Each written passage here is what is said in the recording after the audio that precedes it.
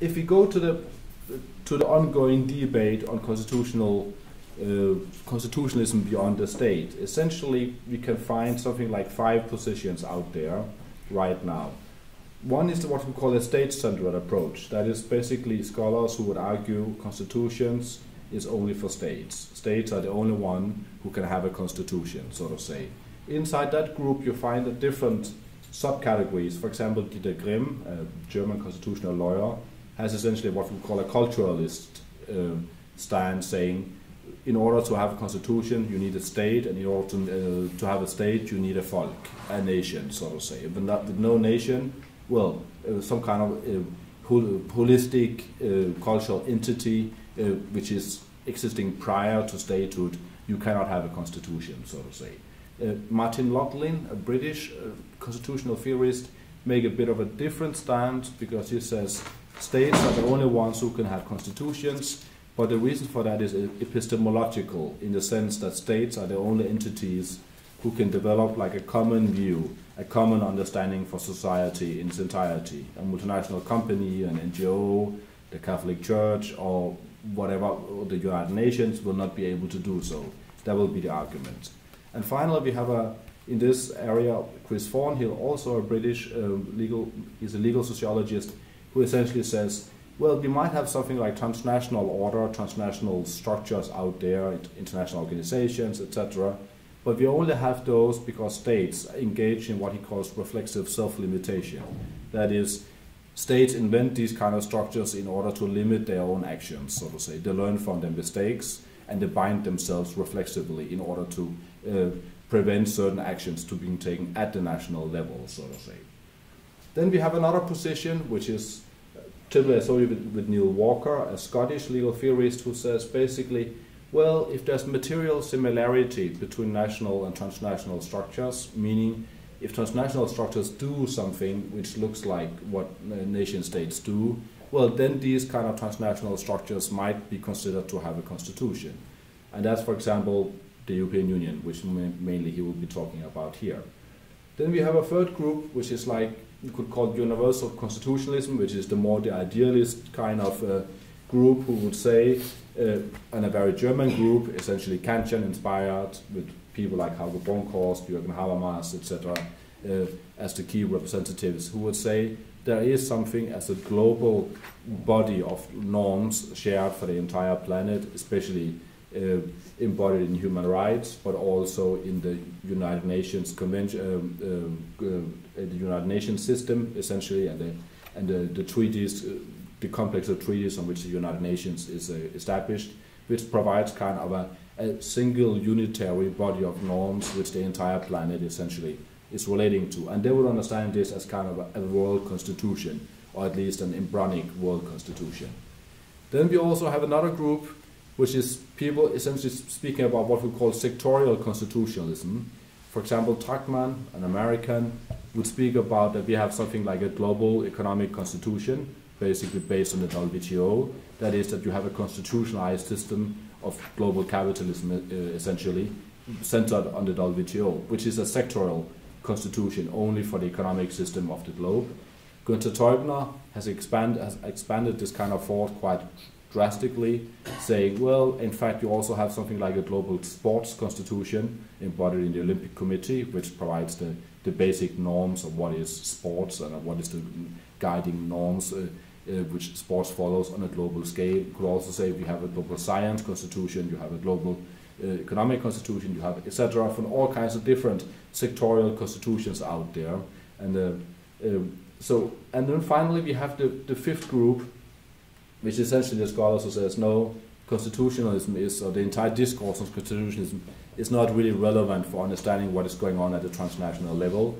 That is, for example, Nico Krisch, a German legal theorist, international lawyer, who would say legal pluralism is basically the right paradigm to understand what is going on at the global level, rather than an idea of constitutionalism.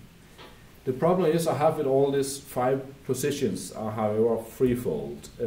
Because the interesting thing is, with all of these positions, no matter if they are pro-transnational constitutionalism or they basically dismiss the idea of transnational constitutionalism, they essentially either explicitly or implicitly rely on an assumption that we are observing a weakening of statehood. That is, nation states are not as strong as they used to be, so to say.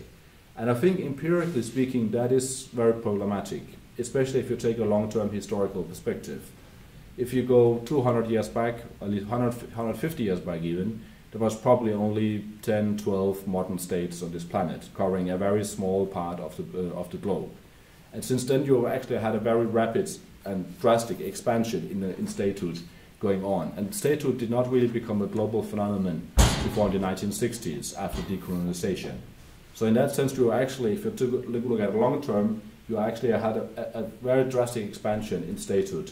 And also, if you look at the actual power of states to regulate social processes, if you go into a kindergarten in Quebec, I'm pretty sure that the norms and rules imposed by the state, by public authorities today, are far more detailed than they were 20, 30, 40 years ago, which means that the capacity of states actually to micromanage and micro-regulate social processes down in the smallest detail are far stronger today than they were 50 years ago, 40 years ago, 30 years ago.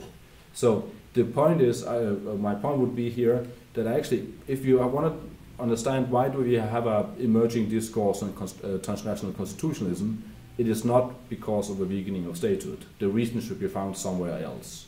That's one of the key points. And then we can start looking at alternative explanations. And I think there is a general tendency within the debate to underestimate what we call the sociological composition of world society, because essentially all of these theories, they focus on the nation-state level, either positively or negatively, and when they deal with transnational structures, they take legal norms, legal concepts, political concepts, which are developed in a nation-state context, and they transpose them to the transnational level. This concept of sovereignty, concept of democracy, etc. All the basic concepts of the nation-state are socially transposed to the transnational level, or at least they remain the central yardstick on which you measure, so to say, what's going on at the transnational level. So essentially, they remain essentially nation-state focused in their conceptuality. They are, so to say, methodological nationalists, so to say. But if you look at the historical development of the relationship between national and transnational structures, we have always had transnational structures, also before we had nation-states, but also when modern nation-states started to emerge. If you look, for example, at the first two probably modern states you had started to emerge in the Netherlands and in England in the 15th century, 16th century or so, and they emerged together with transnational colonialism. Essentially, colonialism and the modern, as a form of transnationalism, emerged together with the nation-state. So in that sense, what you had is actually a dual relation of mutual increase, where you always have had a transnational dimension and a national dimension, and they've actually been moving alongside rather than the typical idea that we had nation states and now we have something transnational coming afterwards. And I think we have to, so to say, focus on the co-evolutionary relationship between the national and the transnational instead. And that brings then to the question, what is then new? What has happened in the last 30 years or so, or 40 years? What has brought us into a new situation? And essentially, what we can see is a double movement, because first of all, we had what we call a globalization of statehood in the wake of decolonization. And secondly, we have a reconfiguration of the transnational away from colonialism to what we today call global governance, kind of global, functional differentiated global governance regimes, as you have within the WTO, within the WHO, etc., for health, for economy, for mass media, etc., etc. So this is basically the key change which has taken place. But this is not implying that we're actually having a relative difference in the relationship between national and transnational. But both of them have, so to say, been reconfigured or reconstructed, so to say. And that brings me to a third deficit, which is a bit more technical in the sense of theory, internal, so to say, but I will try to explain what I mean. If you go back to 1971, Niklas Luhmann, the German sociologist, he presented an article where he said there is only one society in the world, namely world society. There is no nation-state societies. There's only one society in the world, which at the time was quite a provocative statement in 1971. But of course, since then, in the wake of globalization, this has become, if not accepted and at least one possible statement you can make among others today. In that article, Luhmann also said that the move to world society implied a shift from what he called normative expectations to cognitive expectations of social processes. What he meant with that was that normally, if you talk about normative expectations, we are talking about expectations which are upheld, even if disappointed. For example, the legal norm that you may not kill other people is upheld, even if people still get killed tomorrow, so to say. You maintain the norm even in the face of disappointment. Cognitive expectations are built on the idea that if you get disappointed or if your expectations are not being fulfilled, you change your expectations, so to say. And that's, for example, what we see, for example, in the WTO. I used to work a bit for the WTO 10 years ago. And there, for example, you will see that most argumentation has to be science-based within the WTO. And science-based argumentation means it can be changed tomorrow, because only a scientific argument is valid, and scientific arguments can be changed every time you have new knowledge, or whether you assert theory is proven wrong, etc., etc., hypothesis is proven wrong.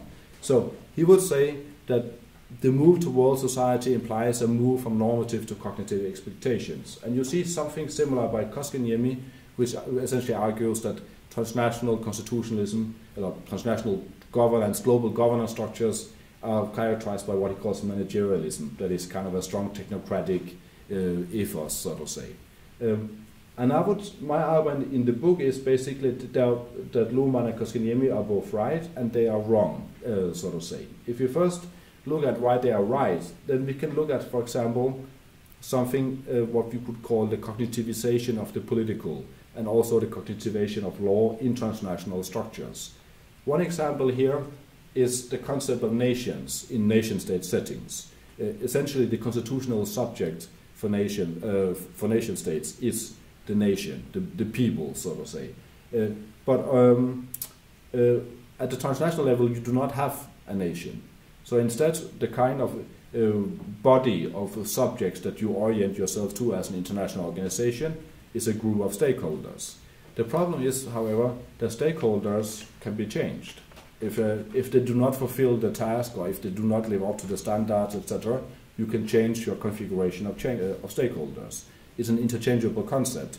Nations cannot really be changed. Maybe some politicians would like to change their nation sometimes if they don't vote the right way, but essentially you cannot. It is sort of, it's a normal. The concept of nations is a strongly normative concept in this sense, whereas the concept of stakeholders is a strongly cognitivized concept. You see also something similar in relation to the concept of public sphere, which is Jürgen Habermas' concept, where you say at the formation of the will of the people, so to say, is supposed in a nation-state setting to unfold within a public sphere, which again is a very normative-oriented process. But you don't have a public sphere at the transnational level, and instead you see that a semantics of transparency is emerging within international organizations. Essentially they say, we are going to make our world transparent, so we are observable. Actors outside our organization can observe what we are doing, and they can act accordingly. But again, we have a very cognitivized concept, because it means you can observe things and you can then choose to react to it, you can protest against it, you can support it, you can do whatever you want, but it's a very cognitive process, so to say. So what you see is actually a substitution of a very normative form of the political with a very cognitivized form of the political at the transnational level. And you see something similar in law as well. In the legal dimension, Mark Amstutz, a Swiss legal theorist, has developed what he calls a theory of world law, where he essentially says that the function of transnational law is to be intercontextual, that is, so to say, to make different societal contexts to speak to each other, so to say. And that means, essentially, he comes up with transnational law as being what he calls adaptive law.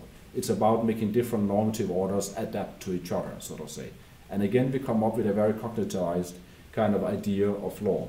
So you have this kind of move to cognitivization at the transnational level.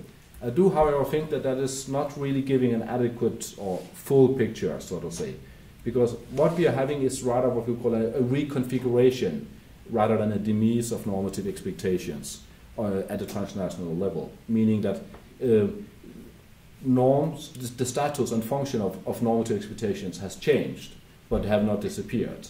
And essentially we could come up with a different understanding of norms and the normative at the transnational level by say what's going on is what we call a doubling of reality. Because on the one hand you have strongly cognitivized transnational processes going on, but you see also that all of these transnational processes are built on some kind of second order counterfactual idea about where you are supposed to go. If you look, for example, at the European Union, it is based on a principle of ever closer union, ever closer integration between the European nations. That is a very counterfactual normative point of orientation, so to say. Also, if you look at the WTO, you can say the WTO is guided by some kind of logic of counterfactual norm of realizing global, non-discriminatory free trade. And again, this is a very normative orientation, so to say. So what you see is actually that the normative is becoming reconfigured as kind of a second-order principles, second-order guidelines, which are guiding increasingly cognitivized legal and political processes. So the normative dimensions become kind of a second-order strategic guideline for more cognitivized processes. So the normative does not disappear, but it is changing its function, so to say, and is gaining a different status. And that's exactly here we come to the question, what is actually the purpose of constitutions at the transnational level? And because essentially, when Luhmann made his argument concerning normative versus cognitive expectations, he would say normative expectations do not change in time. They are kept constant, so to say. But of course, if you look at it empirically, norms change as well. We do not have the same norms now as we did 200 years ago or 500 years ago. The difference is, so to say, that normative expectations, they change in a slower pace than cognitive expectations, so to say. And it's exactly this time gap in the speed of change, so to say, which constitutions are bridging, so to say. They are providing the framework for combining or handling the time difference between cognitive and normative dimensions within constitutional structures. That is essentially what I argue in the book is the key function of transnational constitutions. That brings then to another question. What is actually the constitutional object? What kind of structures out there in the world can we actually understand as potentially having a constitution, so to say? And obviously we have a multiplicity of normative orders out there. We have indigenous communities, we have nations, we have religious communities, we have nation states, we have international organizations, both private ones and public ones, we have international companies, we have a full list of different kinds of normative orders out there operating in the global space, so to say. Here I think if in order to give a certain precision to the constitutional concept and essentially not claim that all social structures out there have a constitution, because then our point of making a distinction between constitutional structures and non-constitutional structures will kind of disappear. I think it's important to look at formal organization, that is normative organizations which actually rely on formal organization as those who can potentially have a constitution. That means, for example, that the statist constitutional theorist who says no, only states can have a constitution are making a mistake, because in my eyes, formal organization was not invented by states. Formal organization was invented by the Catholic Church. Which means, and also you could see the Catholic Church as the first, as the organization having the first modern constitution, so to say, which then only in a second step, so to say, was transposed to states, so to say. On the other hand, it means that if you look at legal pluralism, at the radical legal pluralism debate, they would typically claim that, for example, tribes in the Amazon jungle or something is also having a constitution. And there I would say, no, probably they did not have the, so to say, the formal structure in place in order to be able to speak of a constitution in a modern sense, so to say. And there, so I think the key element to decide whether a given social structure can potentially be a constitutional object is very closely linked to the idea to whether they are relying on formal organization in a Max Weber sense or not, so to say. And that is basically, I think, a key element in order to to make the constitutional concept more precise, or at least the range of the potential application of constitutional concepts more precise. If you on this background finally goes to how can we rethink the constitutional concept, if you're actually saying, well, the constitutional concept is not only for states, it's also for states, but not only for states. In fact, it is rather for normative orders which rely on formal organization, whether they are transnational, national, or not. Then we can distinguish here between three dimensions of the constitutions that is also expressed in the words constitution, constitutionalization, and constitutionalism. And essentially what we're distinguishing between here is what we call the internal constitution. How does a given normative order construct an internal ordering inside itself? Secondly, the question about how it handles relations to the external dimension of the world, so to say, something lying outside the order itself. And finally, how is the conflict between these two dimensions being reconciled, so to say. And here, Günther Teubner, for example, says that, well, the internal order of ordering of a given constitutional order is being established through what he calls double reflexivity.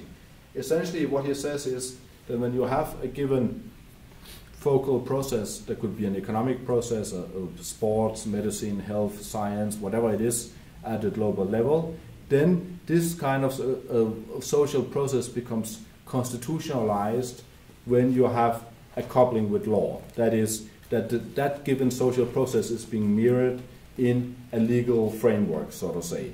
And that is what he calls double reflexivity. Law and, that is law and sports, law and economics, law and science, etc. But I think Teubner misses out on what we call the necessity of a political quality, because in fact what he's looking at when he's looking at global sports is not really global sports. What he's looking at is the Olympic Committee. And the Olympic Committee is a formal organization with a center of authority in the sense there is a hierarchy, a political authority capable of taking decisions, etc., inside that structure. So he's not really making a law and sports argument, he is making a law and the Olympic Committee argument. And the Olympic Committee have a specific kind of political body which is capable of authorized to take decisions. And you will see the same if you look at the Global Climate Change Panel, if you look at ICANN for the Internet, if you look, etc., etc. So I think actually a structural condition for this is as there is some kind of political body with political authority before we can then talk about an internal constitution being in place.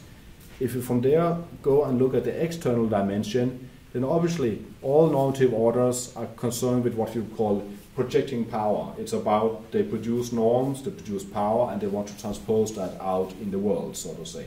Nation states do that, international organizations do that. And of course they are also engaged in what we call integrity preservation, in the sense of protecting themselves from whatever pressures, demands, expectations which comes from the outsides. And here we are back to the nations and stakeholder concepts, because in many ways, I don't know if you have read Eugen Weber, From Peasants into Frenchmen, a wonderful book where he essentially describes how the French state constructed the French nation, so to say. That is, the constitutional object constructed the constitutional subject, so to say. And it did so in order to transpose, so to say, the power, the values, the norms of the state out in society. So the nation was the medium for transposing the power and the norms out in society. And we see exactly the same with the stakeholder concept at the transnational level. Stakeholder configurations are used as a medium for transposing the power and norms out in the world, so to say. And that comes then to an interesting thing, namely the function of rights in this, because these relations are very much, at least that's how I describe it in the book, bound up on rights. That is, who is included, who is excluded, and on what standing do either stakeholders or members of a nation have vis-a-vis the state. It's basically something which is structured within a body of rights, property rights, etc., these kind of things. That is, so to say, the rights, the body of rights is essentially the framework for which the filtering of interaction between a given order and its environment, so to say, is being established. And coming then down to that we have this internal ordering process, the internal hierarchy of legal norms inside a given order, and you have this external dimension, so to say, of transposing your power, your norms out in society. This kind of tension between these two would have somehow to be reconciled. And that's what happens, I argue, when we come to the concept of constitutionalism. Because essentially constitutionalism is about sort of developing an idea about how the future should look like, so to say. It's about not only transposing things out in society, but it's also about transposing things out in the future, so to say. Here I spent quite a lot of time on the idea of constitutional consciousness, because if we have to decide which kind of social structures can actually be considered to have a constitution, I think that the key element is actually that that structure itself understands itself as having a constitution. It makes the claim to have a constitution. It describes itself as a constitutional order. And if you look at the thousands of international organizations out there, some claim to have a constitution, some don't. And essentially some have made the constitutional claim, others have not made that claim, so to say. So a key thing will be basically to say if we can actually empirically observe whether a constitutional structure exists or not, or is in place or not, a key element will be observe this kind of constitutional consciousness. A second point is exactly then linked to this kind of idea of teleology and narrative. If you look at France, for example, it's a nation state which very much was based around the teleological narrative that to transpose the values of the French Revolution out on the rest of the planet, so to say. That was very much the guiding line, so to say, of the counterfactual mission in the world, so to say. Germany, according to Habermas has a beautiful article where he describes that the Federal Republic, the post-Second World War, West German state, essentially was bound around a constitutional narrative of what he called Westbindung, that is the reintegration of Germany into the Western world after the National Socialism, so to say. So the entire constitutional structure was oriented around the projection into the future of the idea of reintegration into the Western society and Western civilization, so to say.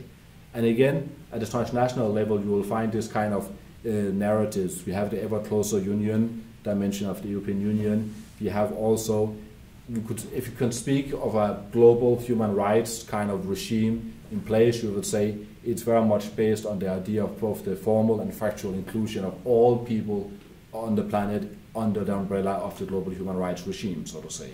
And that comes to my final point, that actually all of these structures are based on an idea of complete inclusion. WTO wants to bring free trade to the entire planet, to all people.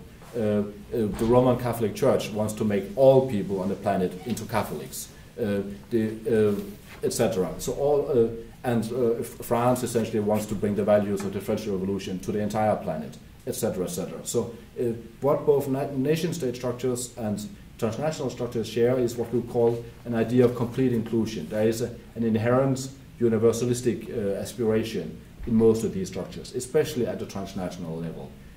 At the same time, of course, they are sexual, because they are partial, so to say, because France is only a tiny little bit of the planet, and the WTO only deals with trade and not with all kinds of other issues. So they are not really, so to say, universalistic in that sense, but at the same time, they are partial and universalistic at the same time, which is kind of the paradoxical constitution which they have, which is quite interesting.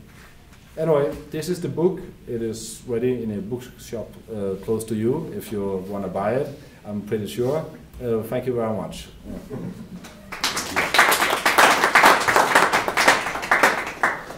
Merci beaucoup.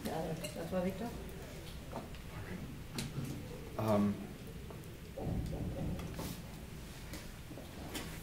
So the problem that I have with the book and the paper, yes, the biggest problem that I have with the paper is that I agree with almost everything you say, and that makes for a very boring presentation. I agree with the argument, especially with the methodological thrust of the argument, which is to focus on formal organization and not on the state. I think that any sensible pluralism is a pluralism that recognizes, and here I take a bit of a stab at some of my colleagues in the McGill Faculty of Law, that there is something normative about people standing in line at a Montreal bus stop. I mean, this is really, it's a shocking normative reality if you come from a place where this doesn't happen. But that is not a legal system. A legal system, I think, in following in the steps of another legal theorist who was doing sociology of law, or thought of himself as doing sociology of law, namely H.L.A. Hart, is focused on legal officials and legal structures and formal organizations. So I agree with that entirely. And I think that I agree with the implications as well, even some of the implications that are mentioned almost in passing. I have these notes about Foucault, Hayek, and maybe Tocqueville, bringing them together, but those are the least developed, so maybe I'll mention them at some point in the presentation. But I think that there's very interesting implications in terms of the interaction between lower level social reality, the political projection of power, and the structures of formal organization that constitute law, that I think a focus on the formal organization can help to clarify. One thing that I guess from experience, I think that the theory will be misinterpreted as, just like, say, positivism has been misinterpreted as some kind of justification for formal organization, when it in fact has a lot of subversive potential. Because if you focus on formal organization and realize how self-affirming it is, how utterly empty of transcendental meaning it is, but rather how contingent it is on power and on claims of power and on these people, like Rousseau says in the Discourse on Inequality, who managed to convince the simple-minded to obey them, then you can actually use the focus on formal organization to perhaps undermine it. So given those agreements, I'm going to dwell on my anxieties. And because there are anxieties, I think, about this project, in part because there are anxieties about my own project. And there are anxieties that I think are well demonstrated by one of the people that I discuss in my own work, Harold Lasky, who was one of the great political pluralists of the early 20th century, and who eventually abandoned pluralism in part because he wanted to become president of the Labour Party, and there were reasons why that was incompatible with his pluralism. But in part because he came to think, he really truly came to think that the state was different. And I think that is the big question, or the big anxiety that is always in the back of my mind. Is the state something fundamentally different? And I think that from a doctrinal, analytical, philosophical perspective, I want to say yes on the one hand and no on the other. It is not different in any kind of intrinsic way. The focus on formal organization shows that. But it might be different. And it might be different in maybe a normative, teleological, dialectical way. It is not yet different. It is not inevitably different, but perhaps it could be different. And I'll try to illustrate how that may be. So with this worry of the state and whether the state is different, there's a couple of ways to articulate it. One of them is by looking at the history, the historical approach, and moving away from a pure modernist approach. The state just happens to be this completely different thing. Transnationalism is then this other stage that is completely new, and looking, as you do, at the long history going back to the beginning of modernity in the 12th century and not in 1789. Another focus can be an emphasis on this distinction between the focus on public law and the focus on private law, which I think is also very productive.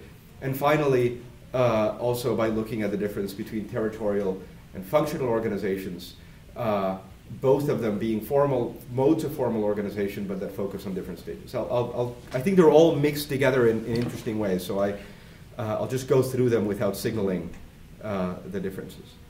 So, transnational order is not altogether different from the state, and I think that's one of the things that you claim in the book. It is formal organization, just like the state is formal organization. But it's not altogether the same, because the modern nation state is predicated on territorial organization, which is then functionally undifferentiated. If you look at the state is internally functionally differentiated, but it claims this total governorship or sovereignty over a territory, where transnational organization is increasingly functionalistic. I guess that I don't know if it's actually a disagreement, but I think that the problem is that I think of this as cyclical as opposed to, and at many points in your presentation, I think that you claim that there is something new happening with transnational organization in the late 20th century. And I think it is new in the sense that it's not exactly, say, what legal order was in the high Middle Ages, but there is so much similarity between that and this that maybe there has been some kind of dialectical transformation that retains a lot more continuity from what came before. And the true revolutionary break, the true hiatus in the history of the West, at least, and maybe in the history of humanity, is really the nation state. The moment of nationalism is an exceptional moment. It's a moment that broke history in a way because of the emphasis on territory, yes, and the emphasis, like many modernist theorists of nationality, like Ernst Gellner, Benedict Anderson have argued, because of this insistence that the territorial unit was supposed to be coterminous with the national unit, and that the national unit was supposed to be coterminous with the political unit. So the national people and the political people, the sovereign and the Volk, were all supposed to be the same. And this is really unprecedented in humanity.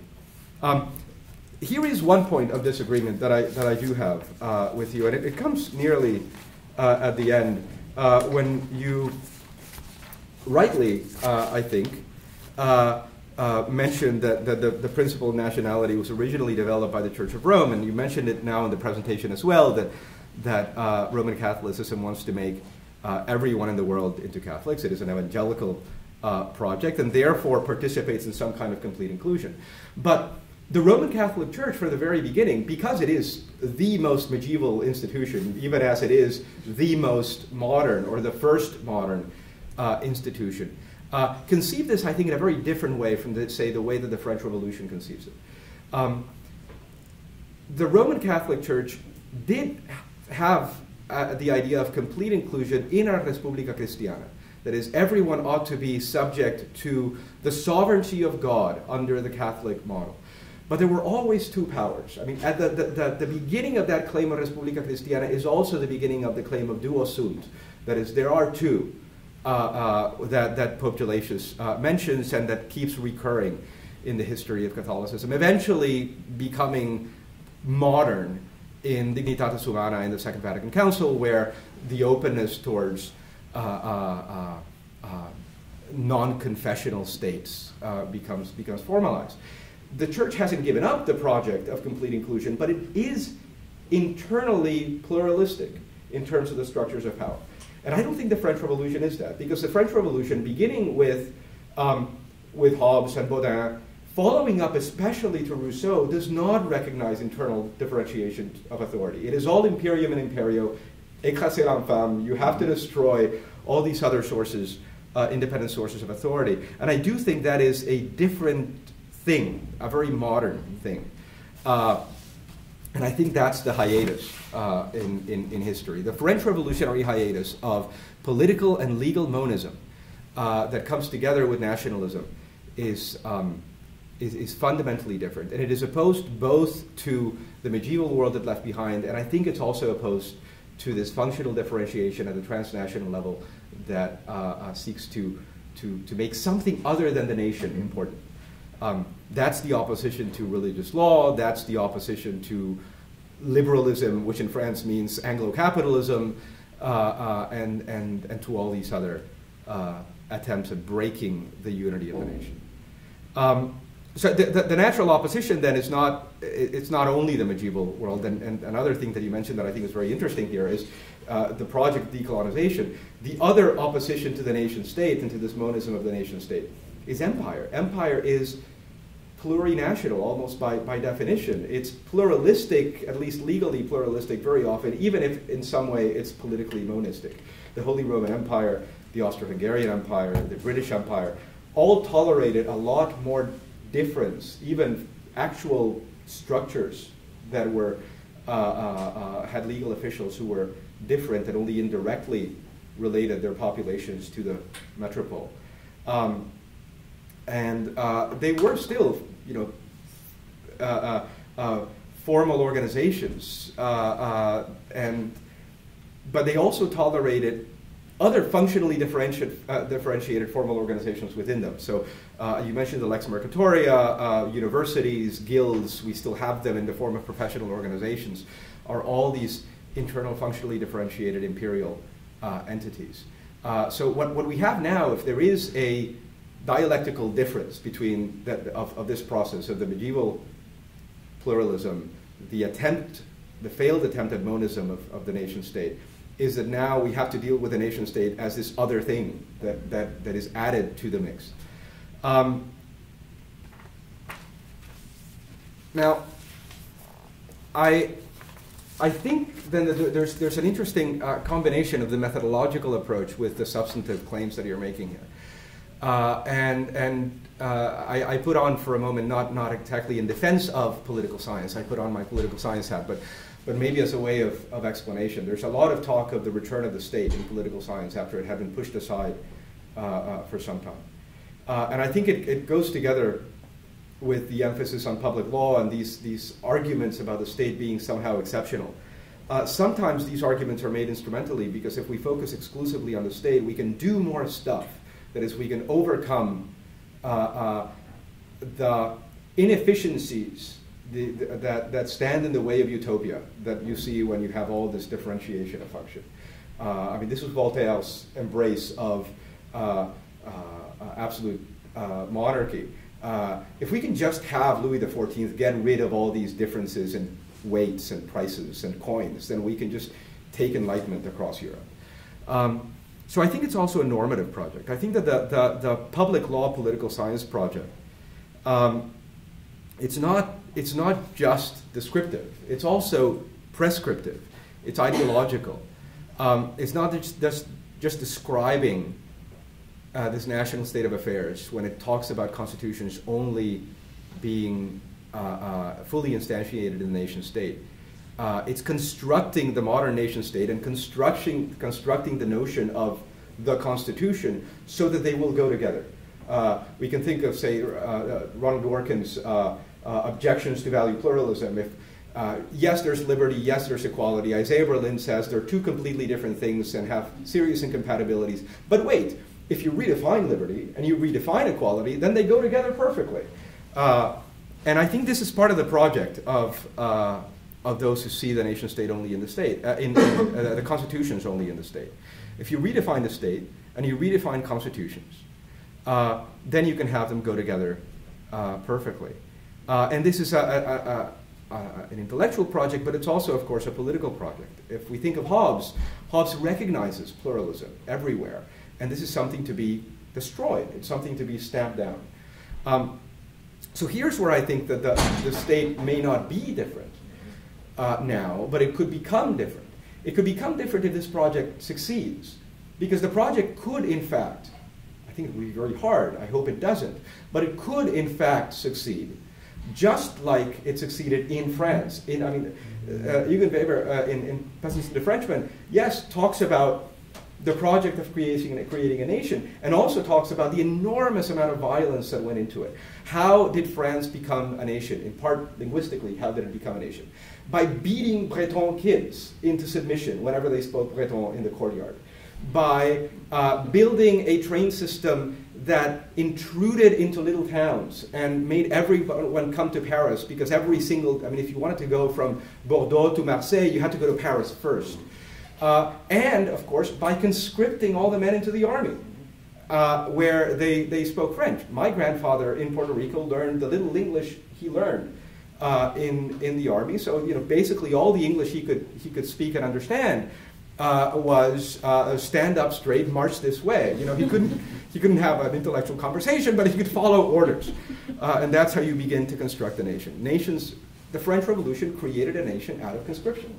So the project could become real insofar as it could impose itself both intellectually and materially. And this is my anxiety. It's both an intellectual anxiety and a political anxiety that complete inclusion, that the elimination of these differences could in fact occur in this way. I have some other comments, but I'm out of time. Maybe we can have some moment of questions. I'll take a privilege at some point and get on the list. Thanks very much for that, Paul. I'd like to give you 5 minutes to respond to maybe 2 or 3 points. Sure. Et puis une autre opportunité pour revenir à d'autres questions. Donc, après ces 5 minutes, questions de l'audience. Et tu auras la possibilité de revenir si tu veux. Well, thank you very much for this. It's very interesting. I don't think we differ that much actually, but I'm gonna take up the different exceptionality of the state is there. But I think if you start looking at it more sociological, say what do states actually do and what do transnational structures do, and I think essentially what the entire tradition from Hobbes and all the way up and the French is basically states as a condensating, a harmonizing kind of project, so to say.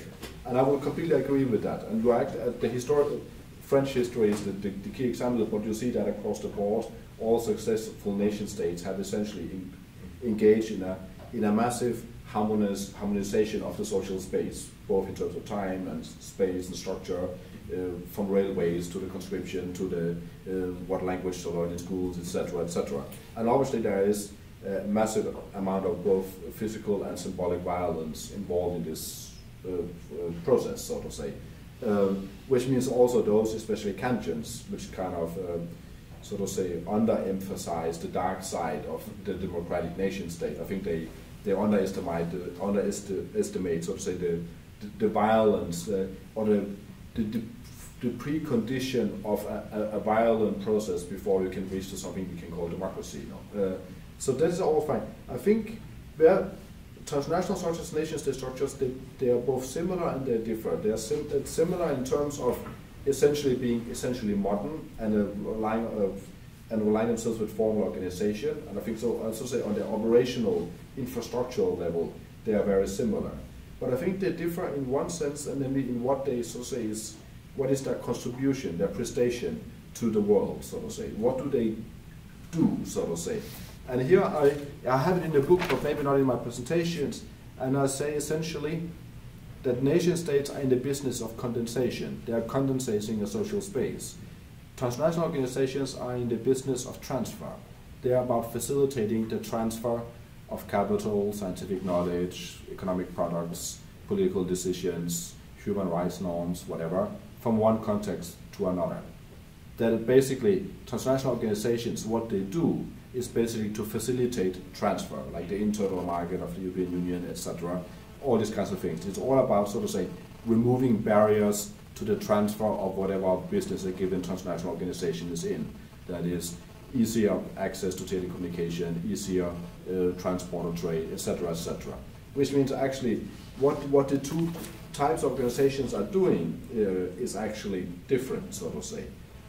But the interesting thing is that, and then we are back to the mutual increase, where essentially more nation state or more nation statehood implies more transnationality and vice versa, is exactly the more of a condensed, carved out social space the nation state creates, the more transfer you need to the rest of the world, so to say. The more frameworks you need to handle the interactions with the rest of the world. The more you seclude yourself, the more interaction you need, so to say, because the stronger your borders are, you also need to facilitate the transfer, transcending those borders, so to say. So there is kind of an inherent logic where you say more nation state implies more transnationality and vice versa. And that is, I think, the historical argumentation. If you go back to, say, 500 years back, and you see a gradual increase and expansion both in nation statehood and in transnationality at the same time, because they are doing different but complementary things, so to say. Another point is, of course, in relation to nationalism, and the interesting thing is, of course, the Human Rights Declaration of 1791 was a declaration for citizens and humans. It was not just for citizens, no? It was for, so essentially it was a declaration for mankind, for everyone, and for citizens, no? Which means it was both cosmopolitan and nationalist at the same time, so to say. It had this dual element, so to say. And the interesting thing is, of course, if you start looking at how did, so to say, nation states become constructed, most of them were constructed for a reliance on some kind of transnational body of norms, a transnational idea of norms. If you take the Danish nation state, for example, they essentially, Denmark was a very attached to to Germany and the German area, and essentially they were Danish nationalists were reading German idealist theory, Fichte, Herder, this kind of stuff, and they translated the texts, and every time it was saying Germany, they would scratch it out and write Denmark instead. You know, but the mythological of the ideology of the purity of the language, the originality of the history of the race, and all these things were exactly the same. Meaning, Danish nationalism was constructed against Germany, but essentially based on the German idea of what nationalism is, so to say. So there is, the interesting thing is that most nationalisms are surprisingly identical, of course. Like, you have the same flag, you have the same national anthem, you have the same, some kind of national myth, we lost a battle at some point in history, or whatever it is, or we won a battle, or depending, you know, etc. So the structure of nationalism is actually very global. Yeah, it's a global phenomenon, so to say.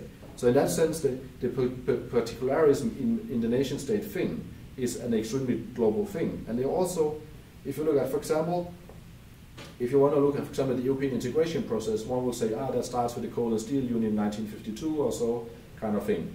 But interestingly enough, from 1945 till 49, the 6 founding countries of the EU all had a constitutional process and gave themselves new constitutions. And that was in a very transnationally, part of a transnational movement, so to say. All 6 countries, almost at the same time, gave themselves a new constitution. And all 6 countries mentioned that they wanted to strive for peace and European integration, etc., as part of that process. So basically, the national reconstitution of those 6 countries coming before the integration process was actually very much a transnational process, so to say. And you see something similar, 1989, where after the fall of communism, where the entire Eastern and Central Europe, so to say, gave themselves new constitutions almost at the same time.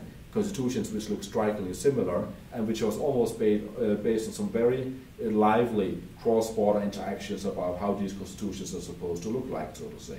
So there is, interestingly enough, a strong cosmopolitan dimension to the homogenizing nationalist kind of dimension of nation states, so to say. So in that sense, I'm not sure that the two, so to say, necessarily, it's not assuming that will be my key point. So, but maybe I should stop here and hear what, if there's anyone else. Yeah. Alors, les questions des membres de l'audience? Thank you very much. I got a few questions because it's a very large subject. I studied international law and I'm in Chicago. Okay. And in Europe. So when we talk about the globalized, a global conception of constitutionalism, I can think about taking, for instance, Christian Church, which has a global perspective of how the world should work. But then it has created a division between the Catholic Church and the Orthodox Church. And then in the 16th century, the Protestants. And each time we can see those divisions creating. And now I want to ask a question about today's problem, the Islamic State. And this vision that we have of the world, from among other things, the UN, won't fit with that. And here again, there is a conflict. Each time there is something that wants something, a world with a global, to create a global constitution, is always something somehow will stop it. There's always a challenge to it. Exactly, a challenge of it. Mm-hmm. And I think that it will never end. Mm-hmm. No, it's probably true that it will never end, but the beauty of law is that it doesn't really matter, in the sense that what law works with concepts, and law works with claims. And for example, the Catholic Church claims superiority also over the Orthodox Church and the Protestant Church. Factually, of course, that's ridiculous. They do not have factual superiority. But from a legal perspective, that doesn't really matter. The claim matters, so to say. And that is the interesting thing, because also, if you look, for example, back in the early 60s, the court in Luxembourg, of the European Union Court of in Luxembourg, claimed that EU law is have superiority to the nation-state law. All the nation-states looked at them and said, "Are you joking?" You know. But essentially, for 40 years, they have maintained that claim, even though at that time the European Communities was a tiny, tiny organization with a couple of thousand bureaucrats, and you know, basically the claim was factually ridiculous at the time. So say today is different, but it just made the claim. Nation-states, the member states, made the opposite claim, and basically the claims they have been running side by side for 40 years, and essentially both of them still claim that no, we are the superior ones, and the other ones claim we are the superior ones. And actually with the Catholic Church it goes even further, because the Catholic Church would also say that all worldly power, all states on the planet are subdued to the power of the Pope, in principle. And they still make that claim, even after 500 years of Reformation and Counter-Revolution and secularization and so on.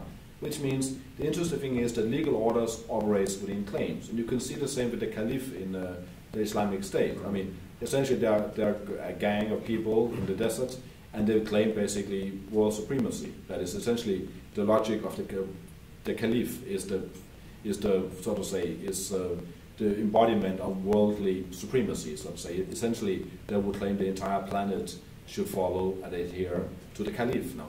And so it goes about claims, and these claims can be conceptually maintained for centuries without, both in modern times and in old days, without actually being resolved. And basically, a lot of law and the imagination, the creativity of law is basically to pretend how to maintain claims while actually they're not being factually fulfilled, so to say.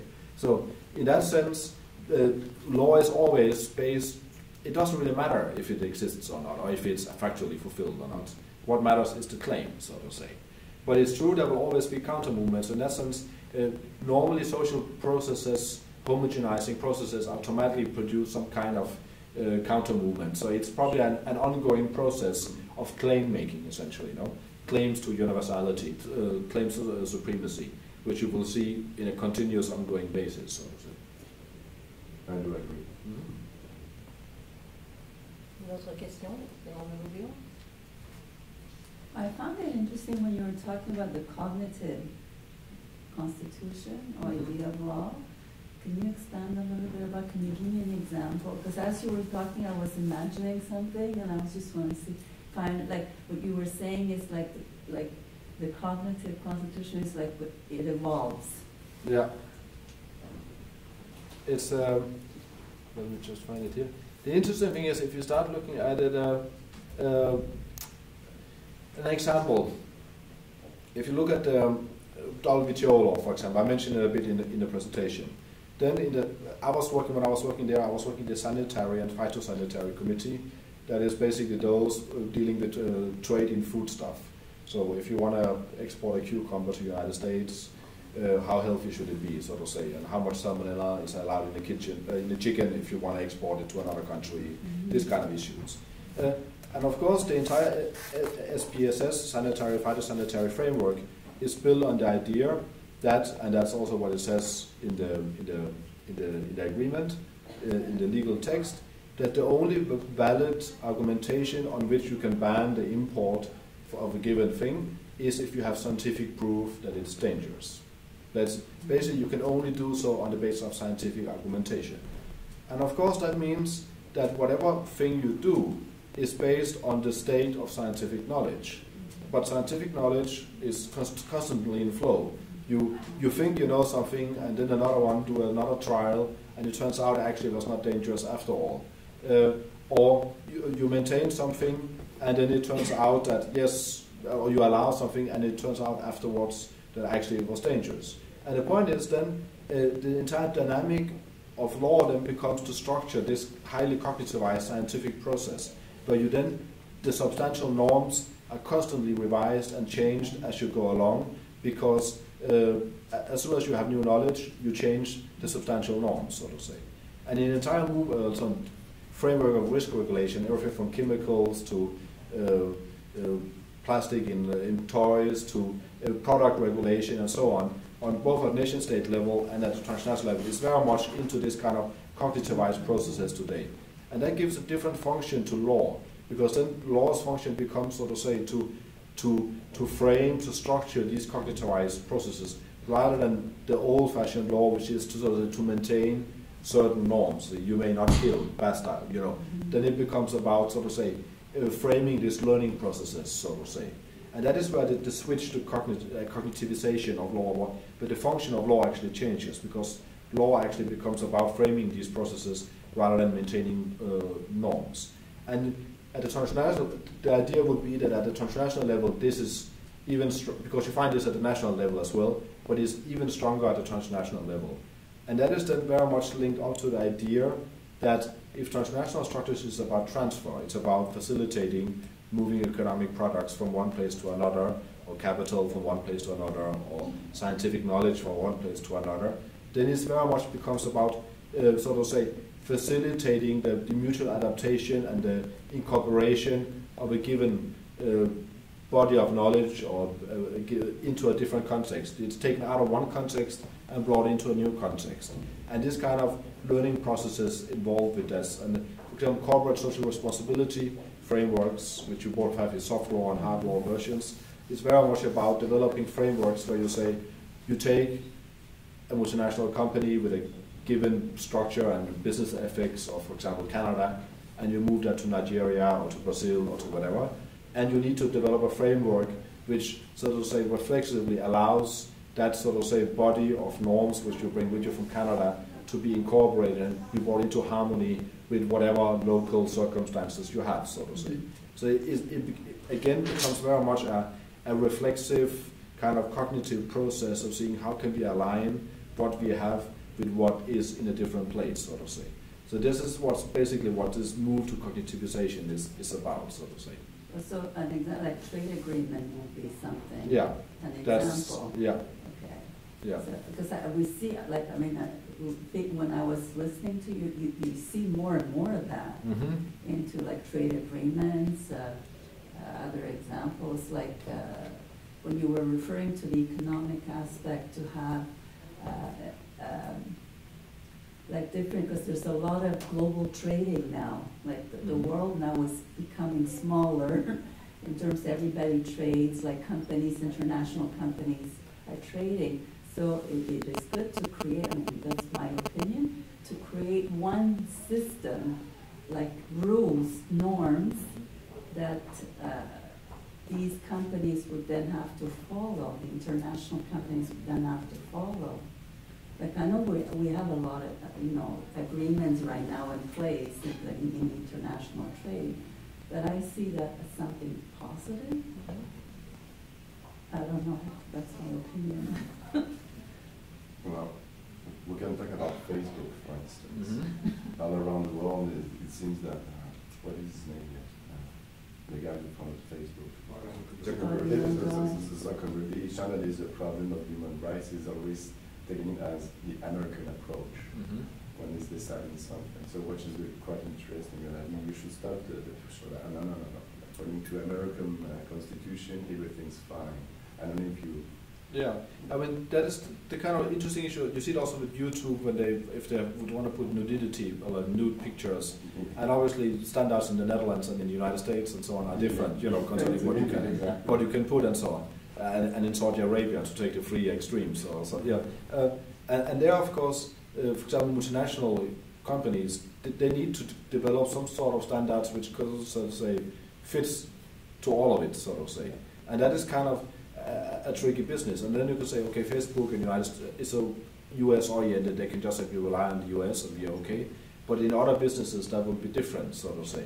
And there you have this, you need to come up with some kind of across-the-board framework, which then factually, I mean, Larry Catabacca, a Cuban-American legal scholar from Philadelphia, he has a beautiful text on Walmart as a global constitutional structure, so to say, where he says, we have, Walmart has, I think, 5,000 supplier companies, all in Vietnam and in China and India and so on, which they basically bound in a contract-based constitutional order where you have courts, you can get fines if you don't live up to certain standards, etc., blah, blah, blah. So basically you have a structure with maybe compromising something like 50 million people.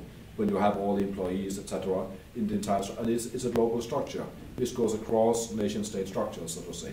And actually, I would say, I said before, that the claim to constitutionalism, to say we have a constitution, we have supremacy, we have autonomy, is a condition for having a constitution. I think actually that is the only thing Walmart still haven't done.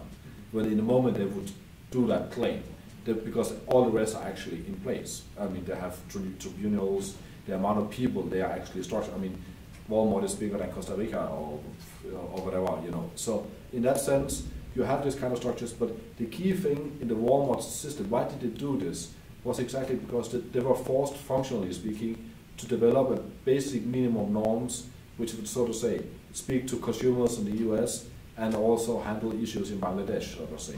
So they needed to come up with some kind of framework or norms which, so to say, could make, to level this, so to say. And that's what Facebook and so on are challenged with too. And states would then, and that basically goes somewhat, states, so to say, condense their own specific norms, nationalism, so to say, and try to do a very specific, this is the American way of doing things, or the Danish way of doing things, or the etc. But at the same time, you have this counter movement of transnational kind of leveling going on, and it's an interesting tension between the two. So sure. If I could follow up on that, because I think that what you're, in part, what you're seeing in Walmart, you see it with Coca-Cola as well. You see it with all these very large transnational corporations. It seems that they're also now in the process of condensation. It's not just transfer, and and even if the functional push towards creating these structures of governance that are much more detailed and that look like condensation, that look like creating hierarchies and norms so that everyone is on the same page, were functionally driven by the logic of transfer. So were states originally. I mean, the states wanted to. So this goes to one of the points that I didn't mention. There are many functional similarities, but it seems that the transformation into a constitutional order is not just functional, but also, as Leslie Green and Gardner and some others say, it's modal. That law is a modal kind. It's not just the function that it performs, but it's how it performs this function. And in cases like health standards, when it's faced with another modal kind, the scientific community, which delivers outputs, but in a very different way, without centralized officials, etc., the state mode tries to transform that other mode into, and to create a board, right? How do we know what is the proper health standard? Well, if we just read all the journals and get a sense of peer review, this is too confusing for us. So we'll just appoint an advisory board, and now they become the legal officials. There's a kind of isomorphism in constitutional structures that isn't just functional, it's also modal. It's also about creating intelligibility through forcing other kinds of orders into this form. Yeah. Oh, it's completely true. I would agree with that. And so, yeah. On a peut-être le temps pour une dernière question, s'il y en a. Sinon, je vais tout simplement remercier nos intervenants et merci à l'audience aussi. Merci.